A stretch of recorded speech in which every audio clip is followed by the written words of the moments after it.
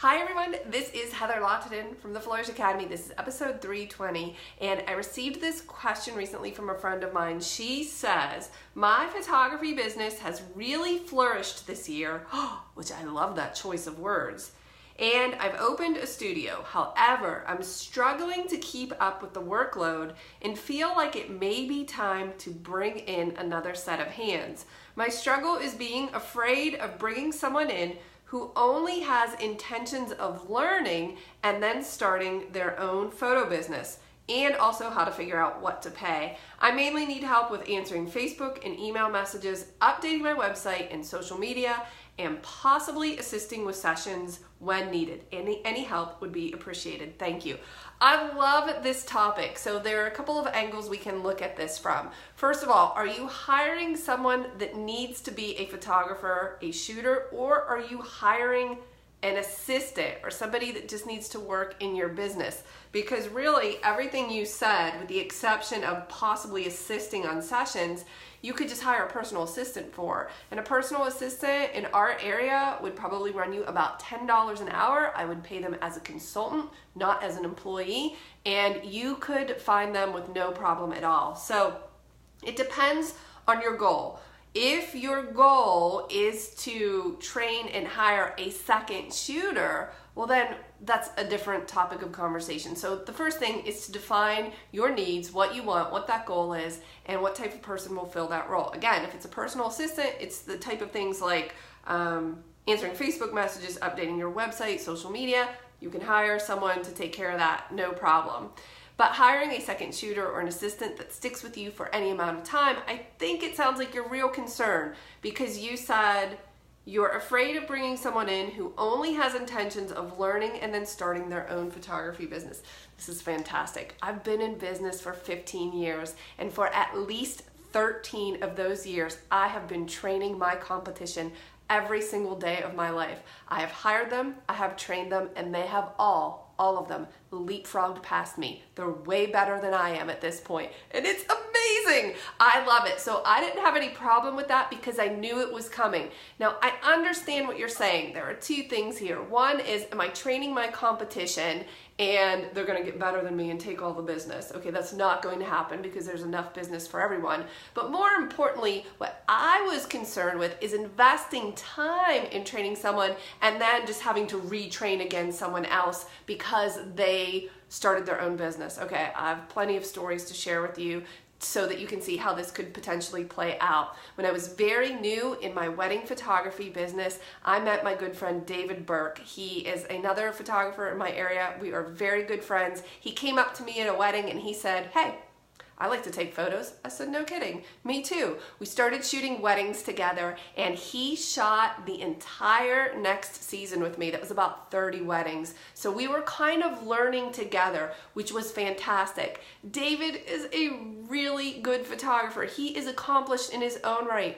I knew he was starting his own business. It was never any secret. I think it's very important to communicate with people that you're working with. You can say, "Hey, do you have the intentions of starting your own business?" And if so, I might approach that differently than if you didn't. Okay, I wouldn't approach it differently because to me it's all the same. It doesn't matter. But I can see where you would want to determine how you would invest your time in this person.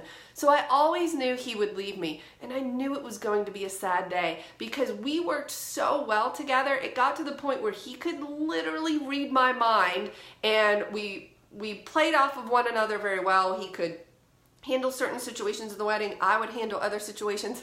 I remember one particular wedding where we had a real situation and all of the rechargeable batteries were dead, and we just figured this out moments before a candlelit ceremony, which I would classify as not awesome or less than ideal. All those batteries had been charged, by the way. They had just died.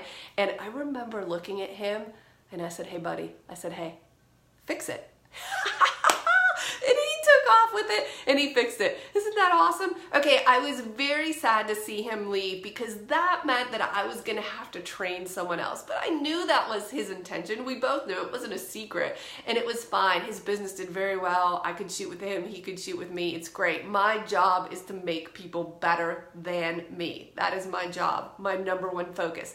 Okay, so the following year, I had another assistant. Well, let me back up. At this time, I think if I have this right, my husband Craig started shooting with me. And so obviously he's not going to start a photography business. He didn't really have any interest in it, but he got really good. I depended on him. And then I trained my friend Michelle to shoot with me. Now Michelle was a new photographer starting out, and she had completely said to me, I'm going to start my own business, to which I said, let me help you. Come shoot weddings with me. She shot, I think, 2 full years with me. So at least 50 or more weddings. We worked really well together. She's a fantastic shooter. I was really sad to see her grow and leave, but what can you do? And then I trained more people, and I trained them, and they go off into the sunset and they succeed, and my heart is so happy. It's fantastic. Everybody wins. Okay, but if you want someone to be a long-term second shooter for you, maybe assistant, maybe you want to look for someone who isn't interested in starting a business. And let me tell you, there are plenty of photographers out there who love to photograph, period. And that's it. They don't want to deal with running a business or marketing or Facebook or web design or QuickBooks or accountants or any of that. They just want to go out and shoot and maybe get paid a little bit for it. So it's going to take some time to find that person. Dave Ramsey always says, hire slow and fire fast. It depends on what your goals are, and it depends on how you want to approach this moving forward. I knew that I was always training my competition, and I was perfectly okay with it. I don't believe in trade secrets. I wasn't afraid they were going to steal anything because, quite honestly, I didn't think it was rocket science. It wasn't that challenging, and let's work together and everybody does well. So that's just one way to look at it. But again, if you want to invest in someone and training them, then maybe you're hiring an assistant, a second shooter that you train that isn't interested in starting their own business. And they're certainly out there. What I recommend you do is get really clear on what it is that you want. I would define exactly what I want this person to be, what that role looks like, and then I would start thinking about how I'm going to fill it and the type of person I'm going to look for.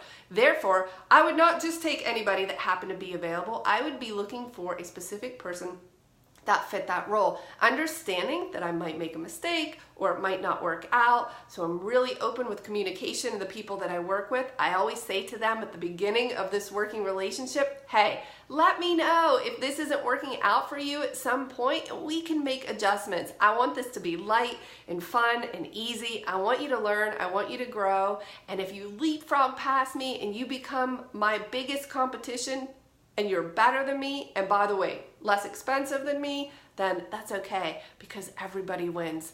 Have you guys thought about bringing on a second shooter or an assistant, and what concerns you about it? Now, the past few years, I have taken on a personal assistant and recently hired a producer for my screencasts and podcasts. You all know her as Aunt Cynthia. She's actually not really my aunt, but I look at her that way, and she's fantastic. I don't think she wants to start her own business, but even if she did, I would support that, and I would encourage that as well. Please define what it is you're looking for, and then go and find that person. Could you please leave a comment? Let me know what you guys are thinking, or if you're thinking about bringing someone on, what is your biggest hang up? What is your struggle? What are you concerned with? Let me know, and I'll answer it in a video. Have a great day. I'll see you soon.